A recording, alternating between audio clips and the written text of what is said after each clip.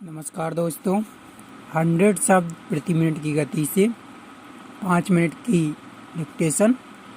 इस डिक्टेशन को आप 5 बार 10 बार जितना हो सके उतना लिखें।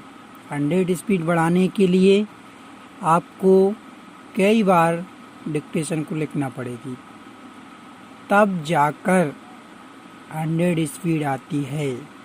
नाम तो छोटा सा होता 100, लेकिन जब स्पीड लाते हैं तो पता चलता है कि कितनी बार लिखा जाता है। बार बार लिखते हैं, शब्दों की प्रैक्टिस करना पड़ती है, तब जाके हमारी स्पीड 100 आती है। तो इसी स्पीड के साथ आज हम आप लोगों के लिए एक छोटा सा नमूना पेश कर रहे हैं, जो आपको ट्रांसलेट करना हिंदी में। स्टार्ट। प्रधानमंत्री जी ने यद्यपि उत्तराखंड के लोगों को पृथक राज्य बनाने का आश्वासन दिया है, लेकिन अभी तक उस आश्वासन के पूरे होने में काफ़ी विलम्ब लग सकता है। प्रधानमंत्री जी का कहना है कि पृथक उत्तराखंड बनाने के लिए यह जरूरी है कि उत्तर प्रदेश विधानसभा और तत्संबंधी प्रस्ताव पारित किया जाए।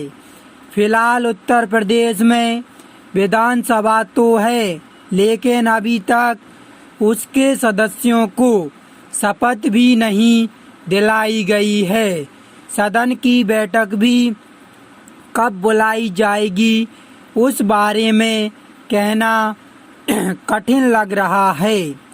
अभी तो संसद ने राज्य में राष्ट्रपति शासन की अवधि 6 माह के लिए बढ़ाने के प्रस्ताव को मंजूरी दे दी है। जाहिर है कि इलाहाबाद उच्च न्यायालय ने जब उत्तर प्रदेश में राष्ट्रपति शासन लागू करने को असंवैधानिक करार दिया और सरकार उच्चतम न्यायालय में लग गई, तब वहाँ 2 बातें हुई। एक तो यह है कि जब तक उच्चतम न्यायालय पूरे प्रकरण पर अंतिम रूप से अपना फैसला ना सुना दे, तब तक विधानसभा भंग नहीं की जाएगी। और दूसरी बात यह है कि इस बीच सरकार बनाने के लिए प्रयास भी चलता रहेगा।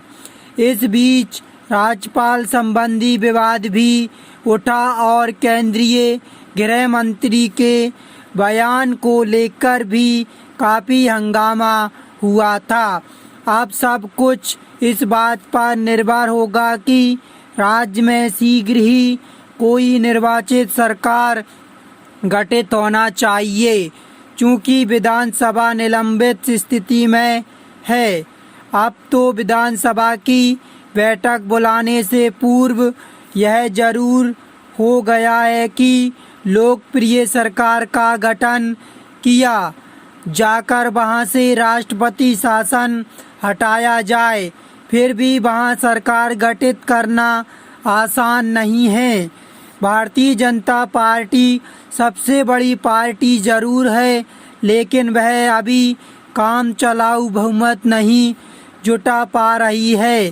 कांग्रेस पार्टी पहल कर सकती है और वह बहुजन समाज पार्टी और राष्ट्रीय मोर्चे के अन्य दलों के साथ मिलकर सरकार बनाने का प्रयत्न कर सकती है, परंतु उसका रुख अभी तो अनिश्चित है।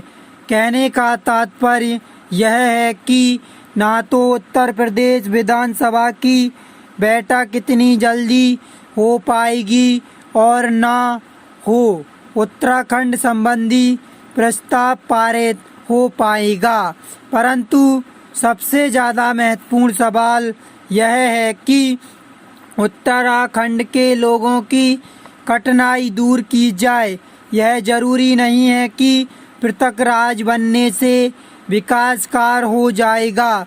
यदि वास्तव में केंद्र सरकार उत्तराखंड के विकास में दिलचस्पी रखती है तो वह नई सरकार बनने की प्रतीक्षा किए बगैर राष्ट्रपति शासन के दौरान विकास कार्य को पूरा करने का प्रबंध कर सकती है। असल में उत्तराखंड क्षेत्र के लोगों के लिए पृथक राज्य की स्थापना एक भावनात्मक सवाल बन चुकी है। उन लोगों ने अपनी मांग के समर्थन में संघर्ष भी किया है और कुर्बानियां भी दी हैं। इसलिए पृथक राज्य बनाने की मांग स्वीकार कर केंद्र सरकार के एक स्वागत योग्य कदम उठाया है। फिर भी यदि यह मांग लंबे समय तक अटकी रह गई तो फिर लोगों का धैर्य टूटने लगेगा।